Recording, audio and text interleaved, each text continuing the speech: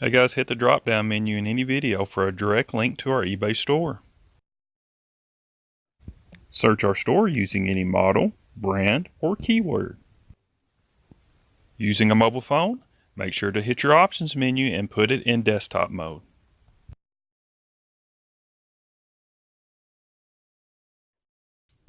Alright guys, we are back with another upload.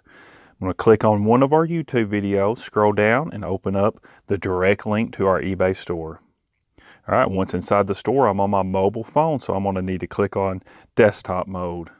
As you can see, once in desktop mode, we now have the category menu over here on the left-hand side. Today's unit is a Yamaha ATV, so we'll click on Yamaha, go to Yamaha ATV, and it will show you all the parts we have in stock for a Yamaha ATV. But today we have a YFZ450R added to the store.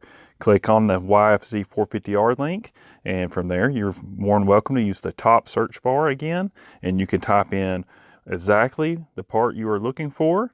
If you know the OEM part number, you can search that as well. So check it out guys, we appreciate your business.